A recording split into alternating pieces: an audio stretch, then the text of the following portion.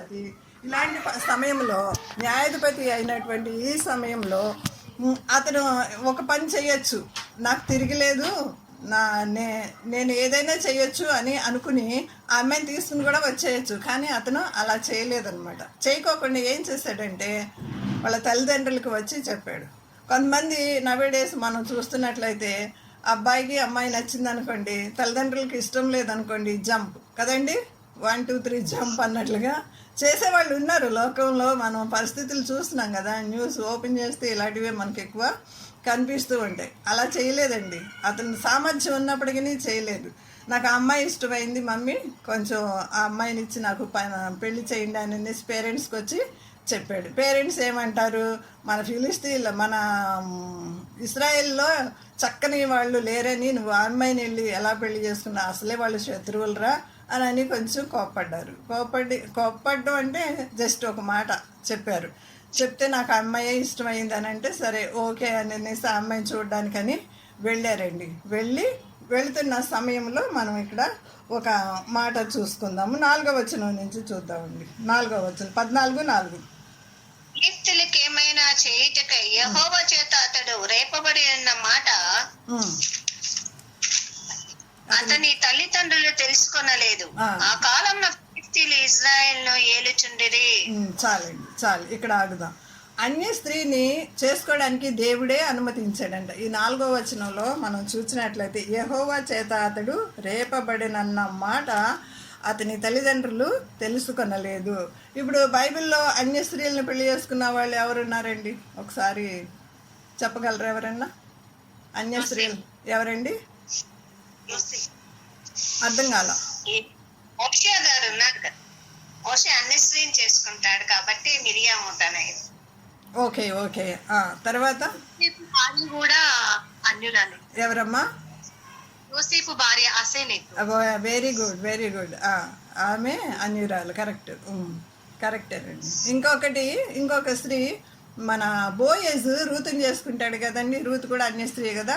అట్లా దేవుడు కొంతమందిని, మరి ఆమె గర్భంలో నుంచే అంటే ఆ జనరేషన్లో నుంచి వచ్చిన వాళ్ళే కదా మన యేసు ప్రభు కూడాని. అన్యుల్ని కూడాని ప్రభువు కొంతమందిని ఏర్పాటు చేసుకున్నాడు. ఇక్కడ కూడాని అనుమతించాడు. ఇక్కడ ఏర్పాటు చేసుకున్నాడు అనే కన్నా అనుమతించాడు. సంసోను కూడా వెళ్ళి ఫిలిష్తీయుల కుమార్తెను చేసుకోవడానికి దేవుడు అనుమతించాడు. 5వ వచనం చూసుకుందామండి. అప్పుడు సంసోను తన తల్లిదండ్రులతో కూడా తిమ్నాతునకు పోయి తిమ్నాతు ద్రాక్ష తోటల వరకు వచ్చినప్పుడు కోదమ సింహం అతనికి ఎదుటికి బొబ్బరించుచూ వచ్చింది కదండి. ప్రయాణంలో మళ్ళీ ఆటంకం. అదే మన వాళ్ళు అనుకుంటారు కదా, నవేడేస్ ఏంటి అమ్మాయిని చూడడానికని మనం వెళ్తుంటే ఇంత ఆటంకం అయిపోయింది, ఇది కరెక్ట్ కాదేమో అనుకుంటారు కదా. అందుకని ఈ విషయము తల్లిదండ్రులకు తెలియలేదు. చూడండి, కొదమసింహం అతనికి ఎదుటికి వచ్చి బొబ్బరించుచుండెను. యెహోవా ఆత్మ అతని ప్రేరేపింపగా అతని చేతిలో ఏమీ లేదండి. మన దావీదు గారు ఎలాగైతే చీల్చి అవతల పడేశారో ఈయన కూడా ఏం చేశాడు, కొదమసింహాన్ని చీల్చి అవతల పడేశాడు. చీల్చి అవతల పడేసిన తర్వాత ఇక్కడ ఇంకా కొంచెం ముందుకు వెళ్ళినట్లయితే విందు ఏర్పాటు చేస్తారండి. ఆ విందులో ఒక ఛాలెంజ్ వస్తుంది. ఇక్కడే మన ట్విస్ట్ అన్నమాట. ఒక విందు జరుగుతూ ఉంటుంది, ఆ విందులో ఒక ఛాలెంజ్ వస్తుంది. 10వ వచనం చదవండి సిస్టర్. 14:10. అతని తండ్రి ఆ స్త్రీని చూడబోయినప్పుడు సంసోను విందు చేశాను. అచ్చటి పెళ్లి కుమారులు అట్లు చేయుట మర్యాద. వారు అతన్ని చూసినప్పుడు అతని యొద్ద నుండుటకు 30 మంది స్నేహితులను తోడుకొని వచ్చిరి. అప్పుడు సంసోను, మీకు ఇష్టమైన ఎడల నేను మీ ఎదుట ఒక విప్పుడు కథ వేసేదను. మీరు ఈ విందు జరుగు 7 దినముల్లోగా దాని భావము నాకు తెలిపిన ఎడల నేను 30 సన్నపు నారబట్టలు 30 దుస్తులకు మీకు ఇచ్చేదను. మీరు దాన్ని నాకు తెలుపలేకపోయిన ఎడల మీరు 30 సన్నపు నారబట్టలను 30 దుస్తులను నాకు ఇయ్యవలనని వారితో చెప్పగా వారు మేము ఒప్పుకొందుము, నీవు ఇప్పుడు కథను వేయమని అతనితో చెప్పిరి. చాలు సిస్టర్. ఇక్కడ విప్పుడు కథ వేస్తాడండి. ఆ విప్పుడు కథ భావం వీళ్ళు చెప్పలేకపోతారు, ఎంత టెన్షన్ పడుతూ ఉంటారు. విప్పుడు కథ భావం చెప్పలేకపోయినప్పుడు అప్పుడు ఆ 30 మంది ఏం చేస్తారు, యవనస్తులే కదా వాళ్ళు, వచ్చి సంసోను భార్య దగ్గరికి వచ్చి ఆ విప్పుడు కథ భావం చెప్పమని అడుగుతారు. ఇక్కడే మనకి సంసోను భార్య టచ్ అవుతుందన్నమాట. అయితే ఈ సమయంలో సంసోను భార్య ఒక అవివేకమైన పని చేసిందండి. భర్తకి చెప్పకోకుండా, ఇదిగోండి నన్ను ఇలాగ అడగడానికి వీళ్ళు ఇలాగ వచ్చారు, మీరు ఏదో విప్పుడు కథ వేశారంట, అది వాళ్ళకి అర్థం కావట్లేదంట, మీరు అని భావం నాకు చెప్తారండి అని అనేసి వచ్చి అడుగుతుంది, భర్తని అడుగుతుంది. భర్తని అడగవలసింది అడగకోకుండా విసిగిస్తుంది అనమాట. మామూలుగా కాదు విసిగించేది, రోజు ఏడుస్తూ ఉండేదంట, రోజు ఏడుస్తూ ఉండేది. ఆయనేమో కొత్త పెళ్లి కొడుకు, కొత్త భార్య, రోజు ఏడుస్తూ ఉంటే ఆయన పరిస్థితి ఎలా ఉండి ఉంటుందండి? ఒక్క మాట అయినా సరే వీళ్ళు ఇలాగ వచ్చారు, నన్ను ఇలాగ అడుగుతున్నారు అని ఒక మాట చెప్పుంటే బాగుండేది. కానీ అలా చెప్పలేదు తను. మీ విప్పుడు కథ భావం నాకు చెప్పండి, లేకపోతే మీకు నా మీద ప్రేమే లేదు, నేనంటే ఇష్టమే లేదు అనుకుంటా ఇట్లా వచ్చి సాగదీస్తూ ఉంది. ఎక్కడో ఒక 15వ వచనం చదవండి, ఒక మాట 15వ వచనం నుంచి కొన్ని మాటలు.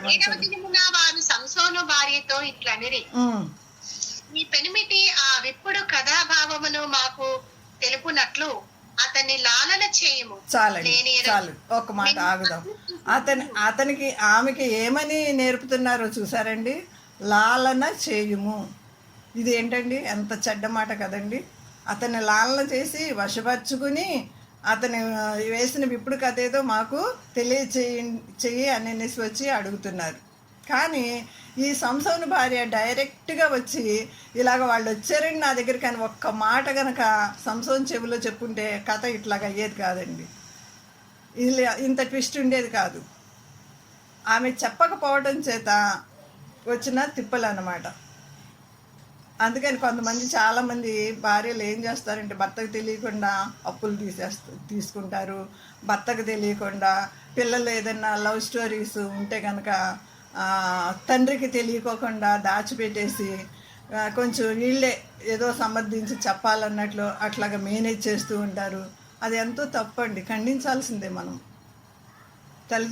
తల్లులుగా మనం ఖండించాల్సిందే. భర్తకు తెలియకుండా మనం ఏది చేయకూడదు. ఇది మనం ఖచ్చితంగా పాటించవలసి ఉందండి. భర్తకు తెలియకోకుండా చేస్తే అది దేవుని దృష్టిలో బహునేరం. ఈమె చేసింది అదే తప్పు. అవ్వ ఏం చేసిందండి, ఇది తినవచ్చా అన్నప్పుడు భర్తకి వెళ్ళి చెప్పాల్సింది, తినేసి సగం మళ్ళీ భర్తకు కూడా వేస్తుంది. అది వచ్చి ఇది నిజమేనా, ఇది తినకూడదని పాము వచ్చి అడుగుతుంది కదండి, అప్పుడు అవ్వ కూడా చేసింది అదే కదా. అలాగే ఈమె కూడా చేసింది అనమాట. అలా చేస్తున్నప్పుడు మరి భర్త గుర్తురాడా? భర్తకు చెప్పాలి అని వీళ్ళకి కొంచెమన్నా తెలియదా? చేసిన తప్పు ఇదేనండి, ఆమె చేసిన తప్పు ఇదే. భర్తకు తెలియకుండా లాలన చెయ్యి అని అంటున్నారు. లాలన చేసిన స్త్రీని నేను ఒకసారి చూపిస్తాను. ప్రోవెర్బ్స్ 7వ అధ్యాయము 7వ అధ్యాయము, సామెతల గ్రంథం 7వ అధ్యాయము 13వ వచనం చూడండి. 13వ వచనం, అతి వాణిని పట్టుకొని ముద్దు పెట్టుకొనేను, సిగ్గు ముఖము పెట్టుకొని ఇట్లా నేను. 21వ వచనం కూడా చదవమ్మా. 21. అది తన అధికమైన లాలన మాటల చేత వాణిని లోపరుచుకొనేను, మాటల చేత వాణి నీడ్చుకొని పోయింది. 13వ వచనం చదివేమో, 21వ వచనం చదివేమో, 16వ వచనం కూడా చదివాము ఒకసారి. రత్న కంబళ్లను ఐగుప్తు వచ్చు విచిత్రపు పనిగల నారా దుప్పట్లను నేను పరిచి ఉన్నాను. నా పరుపు మీద బోళము అగరు కారుపు చెక్క చల్లి ఉన్నాను. ఇవన్నీ చేస్తుందండి, ఎంత లాలన చేస్తుంది. ఈ పరశ్రీ గురించి మనం చదువుతాం కదా, ఈ వేశ్య గురించి ఈ అధ్యాయంలో మనకి కనిపిస్తూ ఉంటుంది. ఈ మాటలన్నీ వేశ్య గురించి. నిజంగానండి, మనం అంట హెస్కేల్ గ్రంథంలో మనం చూస్తాం. మనం అంట చూసినప్పుడు అసహ్యత పుడుతుందంట. పుట్టినప్పుడు అసహ్యత, మన నాభిసూత్రము కోయబడలేదు, మనల్ని చూసినప్పుడు అసహ్యంగా ఉన్నాం.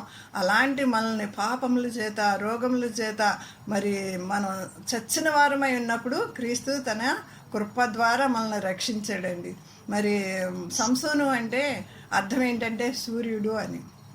యేసు ప్రభువుని సంసోనికి మనం పోల్చుకున్నట్లయితే అతని భార్యని మనం పోల్చుకోవచ్చండి. అయితే ఆ నీతి సూర్యుడైనటువంటి అంత గొప్ప భర్త ఆమెకి దొరికినప్పుడు ఈమె ఏం చేస్తుందండి, అతనికి చెప్పుకోకుండా అతని సీక్రెట్ని తీసుకుని వెళ్ళి పరాయి వాళ్ళకి చెప్తుంది. అసలు ఆమె హస్బెండ్కి సపోర్ట్ చేయవలసింది పోయి వెళ్ళి పరాయి వాళ్ళకి సపోర్ట్ చేస్తుంది. ఎందుకంటే వాళ్ళు ఏం చేశారంటే, నువ్వు ఇది కనుక చెప్పకపోతే నీ తల్లిదండ్రుల్ని చంపేస్తాము అని అనేసి కాల్ చేస్తాము అని బెదిరించారు. ఇలా బెదిరిస్తున్నారు అని ఒక్క మాట చెప్పుంటే చిటికలో వాళ్ళందరినీ దెబ్బకి 3 నిమిషాల్లో చంపేసేవాడు 30 మందిని. ఒక ఒక ఒక వీడియోలో నేను చూశాను, ఇట్లా తొడ మీద ఒక మనిషిని ఇట్లా కూర్చోబెట్టుకుని మనం పుల్ల ఎట్లాగైతే విరుస్తామో, కొంచెం గట్టి పుల్లని ఇట్లా విరుస్తామో, ఒక మనిషిని ఇట్లా విరిచేస్తే అవతల పడేసేవాడంట సంసోన్. అంత బలాఢ్యుడండి. మనకు తెలుసు కదా సంసోన్ బలం గురించి తెలుసు కదా. 3 నిమిషాల్లో 30 మందిని అవుట్ చేసేవాడు. ఒకసారి 1000 మందిని దవడతోటి చంపేస్తాడు కదండి, గాడిద దవడతోటి 1000 మందిని కుప్పలుగా వేసి అక్కడ చంపేసి పోగులేస్తాడు కదా. ఒక్క మాట కనుక ఇలాగొచ్చి అడిగారండి, ఇలాగ మా తల్లిదండ్రులను కూడా చంపేస్తాము అని బెదిరించారండి, ఒక్క మాట చెప్పుంటే ఇంత పరిస్థితి జరిగేది కాదు. ఆఖరికి తన జీవితం ఏమైందో ఒకసారి చూద్దాం.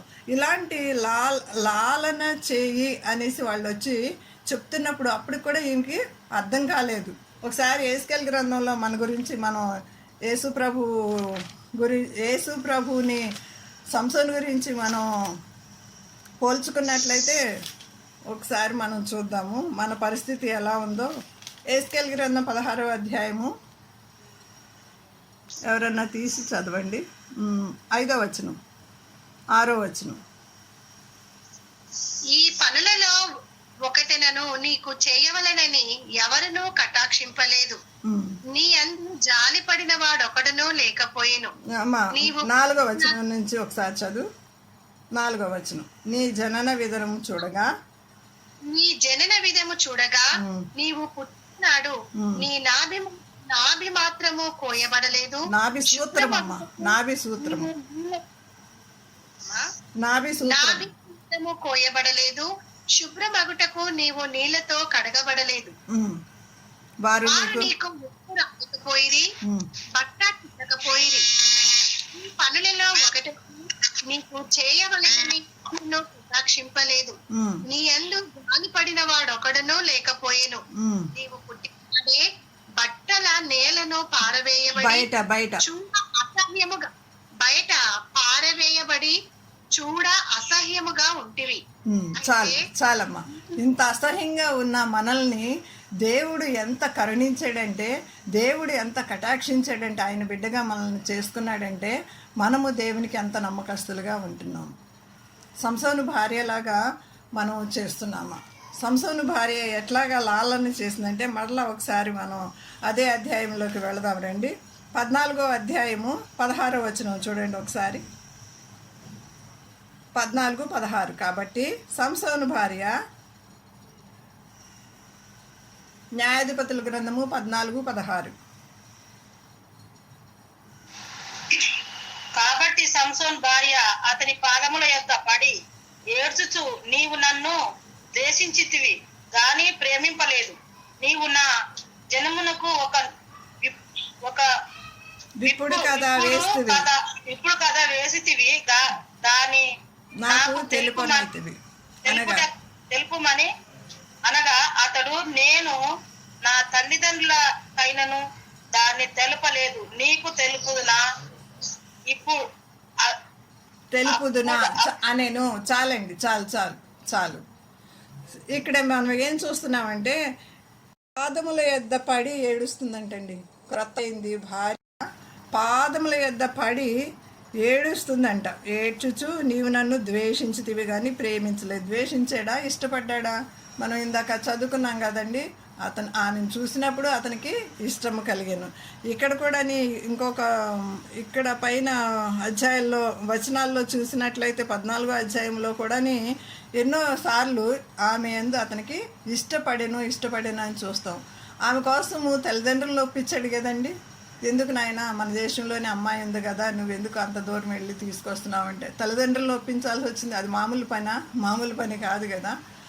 తల్లిదండ్రులను ఒప్పించాల్సి వచ్చింది, ప్లస్ సింహాన్ని కూడా చీల్చాల్సి వచ్చింది. లైఫ్ని తను ఎంత రిస్క్ చేసుకున్నాడో చూడండి. సింహాన్ని చీల్చి అవతల పడేయాల్సి వచ్చింది. ఇంకెన్నో విషయాలు ఆమెను ప్రేమిస్తున్నాడంటే నిదర్శనాలు మనం చూపించగలం అనమాట. నువ్వు నన్ను ప్రేమించలేదు, నువ్వు నన్ను ద్వేషించేవని రోజు ఏడుస్తూ అలాగా ఇంకా సంతోషం లేకుండా చేస్తే ఏమవుతుందండి? ఏ భర్తకైనా విసుకొస్తుంది కదా. ఒకవేళ ఏదైనా వస్తువు కొనాలని ఒకవేళ మనలో ఎవరివన్నా సాధిస్తూ ఉన్నట్లయితే దయచేసి అది మంచి పద్ధతి కాదండి. నాకు ఒక ఫ్రెండ్ ఉంది. ఆ ఫ్రెండ్ అనేది, మీరు ఇప్పుడు ఇవ్వకపోతే ఇవ్వపోయారు, ఈ వస్తువు, ఈ నెక్లెస్, ఈ డైమండ్ నెక్లెస్ ఇప్పుడు ఇవ్వకపోతే ఇవ్వపోయారు, నా పలానప్పుడు ఇస్తానని రాసివ్వండి పేపర్ మీద అనేది. అయ్యో బాబోయ్, అలా ఎలా మాట్లాడేస్తారు మీరు అనేదాన్ని. అలాగ రాయించుకునే వాళ్ళు కూడా ఉన్నారండి, విసిగించేవాళ్ళు. అందుకని సామెతల గ్రంథంలో జగడగొండి ఏంటి గయ్యాళి అయిన భార్యతో ఉండటం కంటే ఇంకా ఎక్కడో వెళ్ళి వేరే ప్లేస్లో ఉండటం మేలు అని మిద్ది మీద ఉండటం మేలు అని అనేసి ప్రోవెబ్స్లో మనం చూస్తాం కదండి. సామెతల గ్రంథంలో అలా విసిగించి పెట్టిందండి. అలా విసిగించి పెట్టి అంటుంది, నీవు నా జనులకు ఒక విప్పుడు కథను వేస్తువి, దాన్ని నాకు తెలుపవైతివి అనగా అతడు, నేను నా తల్లిదండ్రులకైనా చెప్పలేదు, నీకు చెప్తానా అన్నాడు. వండర్ఫుల్ వర్డ్ కదండి. తల్లిదండ్రులను ఎంత హానర్ చేశాడో చూడండి. నా తల్లిదండ్రులకే చెప్పలేదు, నీకు చెప్తానా అని అన్నాడు. ఎంతమంది ఉన్నారండి అలాంటి వాళ్ళు నవేడేస్? భార్య సైడ్ మాట్లాడే వాళ్ళే ఉన్నారు చాలామంది. ఇతను అంటున్నాడు, నా తల్లిదండ్రులకే నేను చెప్పలేదు, నీకు చెప్తానా అని. ఇంకా ఆ మాట అన్నా కూడా సరే వదిలిపెట్టలేదండి. వదిలిపెట్టుకోకుండా ఏం చేస్తుందో చూడండి. అనినప్పుడు ఆమె వారి విందు దినములు 7 అతని యొద్ద ఏడ్చుచూ వచ్చాను. సంతోషం లేకుండా చేసిందండి. 7 రోజులు ఏడుస్తూనే వచ్చిందంట. కిసురుపోరు అంటారు చూసారా, అలా పోరు పెట్టేసిందండి. 7వ దినమున ఆమె అతన్ని తొందర పెట్టినందున ఇంకేమేం చేసిందోనండి. బహుశా నువ్వు ఇది చెప్పకపోతే నేను ఇలా అయిపోతాను అని ఏం బెదిరించిందో మనకు తెలియదు, కానీ తొందర పెట్టినందున అతడు ఆమెకు దాన్ని తెలియచేయగా చెప్పేసాడు ఆయన. ఏమైంది? ఓడిపోయాడు కదా ఇతను. భర్తని ఓడగొట్టినటువంటి భార్య. భర్తని హానర్ చేయాలా? భర్తని ఓడగొట్టాలండి.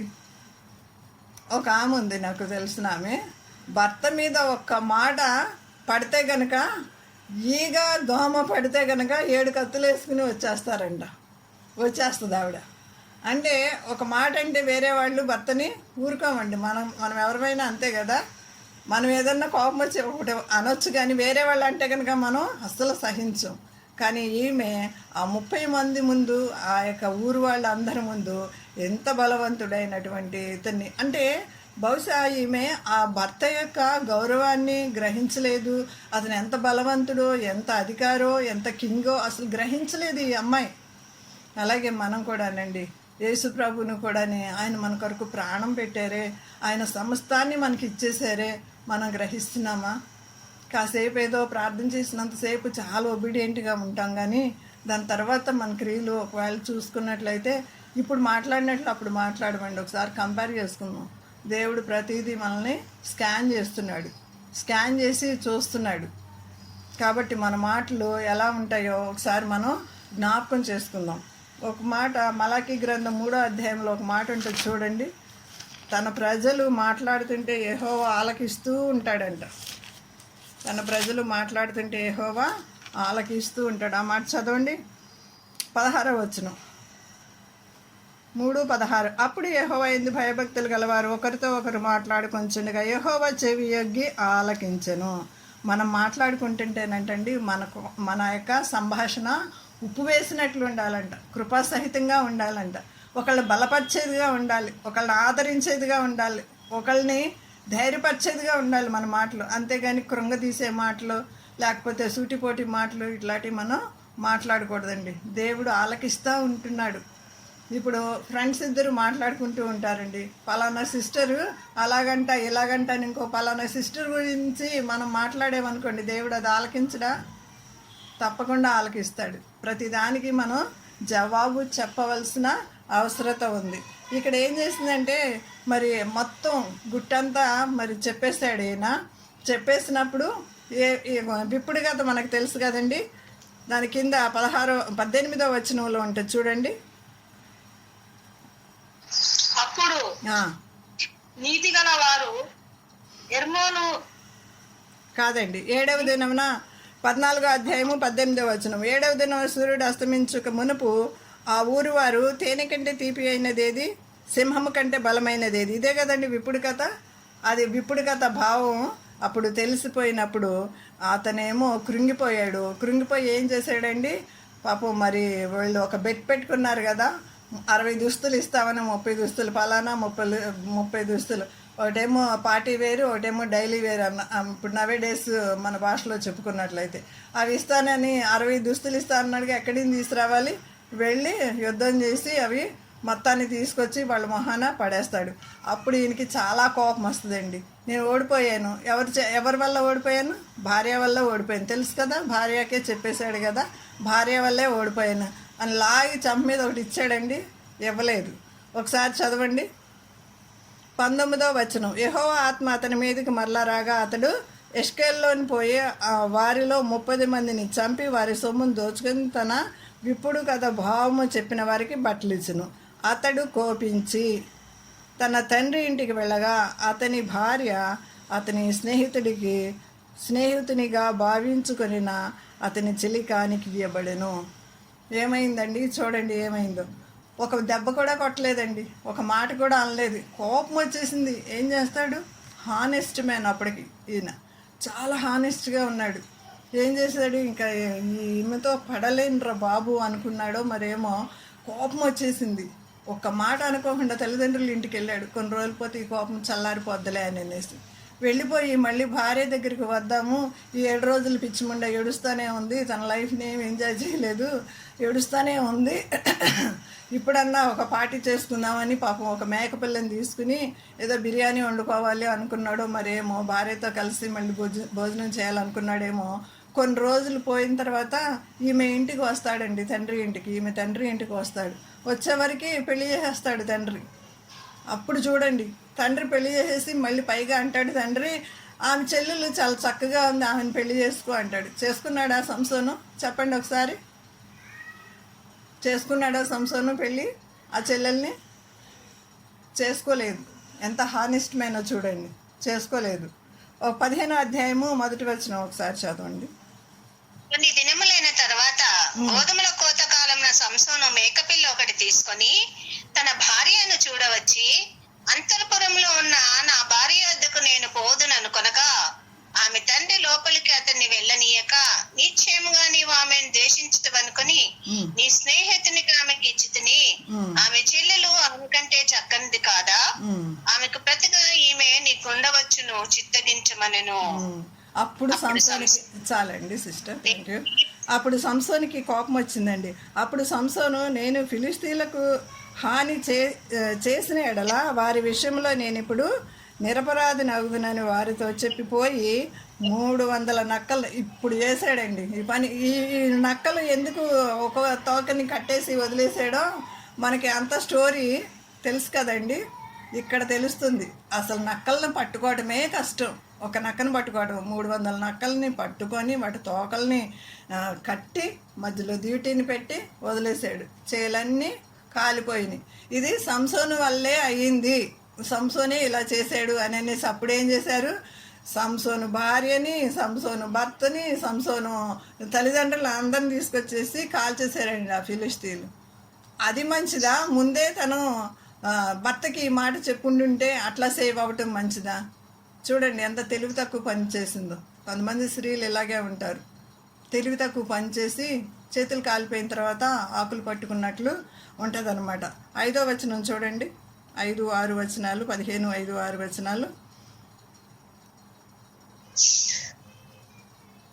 ఆ దివిటీలలో అగ్ని మండ చేసి ఫిలిస్తీన్ల గోధుమల చేలలోనికి వాటిని పోనిచ్చి పనల కుప్పలను, పైరులను, ద్రాక్ష తోటలను, ఒలివ తోటలను తగలబెట్టెను. ఇది ఎవరు చేసిందని చెప్పుకొనుచు తిమ్నీయునైన అల్లుడైన సంసోను భార్యను ఆమె తండ్రి తీసుకొని అతని స్నేహితునికి ఇచ్చిన కనుక అతడే చేసి ఉండనని చెప్పిరి. కాబట్టి ఫిలిష్తీయులు ఆమెను ఆమె తండ్రిని అగ్నితో కాల్చిరి. ఇంతకీ అప్పుడేమనుకుంది, నా తల్లిదండ్రులని కాల్ చేస్తారేమో అనుకునే కదా ఇతనికి చెప్పకోకుండా చేసింది. ఇప్పుడేమైంది, ఇద్దరిని కలిపి ఫినిష్ అయిపోయింది స్టోరీ. ఎంత దారుణమైన విషయమో చూడండి. ఇంకా సంసోను ఇదంతా తట్టుకోలేక వెళ్ళిపోయాడు. ఈయన ఏం చేశాడు, ఇంకొక పెళ్లి చేశాడు కదా, ముందే చేసాడు. అతను సంసోను వచ్చేవరకే ముందు ఒక పెళ్లి చేశాడు. కోపం వచ్చేసింది, మళ్ళీ ఒక చెల్లెని చేసుకోమని ఉత్తర సలహా ఇచ్చాడు. అదంతాని సంసోనికి నచ్చలేదు. అది క్రమం కూడా కాదు కదండి, అలా చేశాడు. నా సమయం కూడా అయిపోయింది. కాబట్టి మనం ఈ స్టోరీ ద్వారా నేర్చుకోవాల్సిన పాఠాలు ఏంటంటే, భర్తని ఏ విషయంలో కూడా మనం తొందర పెట్టకూడదు. ఒకవేళ పిల్లలు చేసిన తప్పులు ఏమన్నా ఉన్నట్లయితే దయతో ముందు భర్తకి చెప్పేసిన తర్వాత అప్పుడు ఇద్దరు కలిసి ఆలోచించాలి ఏం చేయాలో, పిల్లల విషయంలో ఏం చేయాలో ఆలోచించాలి. కప్పిపెట్టి మరి వీళ్ళు కొంత టెన్షన్ పడి పిల్లలు టెన్షన్ పడి ఆఖరికి వచ్చేది సారము జీరోనండి, వేస్టే వస్తుంది తర్వాత. కాబట్టి ముందే మేల్కొని ఇలాంటి తప్పులు చేయకుండా మనం కూడా యేసుక్రీస్తుని అదే స్వకీయ రక్షకునిగా అంగీకరించిన మనము ఆయనకి దుఃఖాన్ని కలిగించేవారుగా ఉండకోకుండా ఆయనకి సంతోషం కలిగించేవారులాగా ఉంటూ దేవుని సంతోషపెడుతూ దేవుని కొరకు దిక్టీల వలె వెలుగుతారు. మీట్లో పెట్టుకోరా పద్మశస్త్రు, మీట్లో పెట్టుకోరా, ఫోన్ మీట్లో పెట్టుకో సిస్టర్.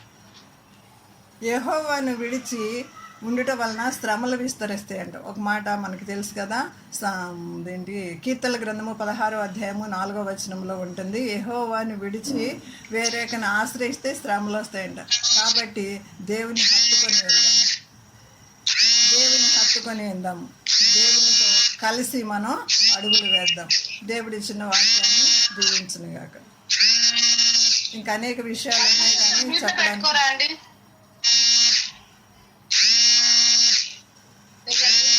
పద్మ సిస్టర్ మ్యూట్లో పెట్టండి ఫోను.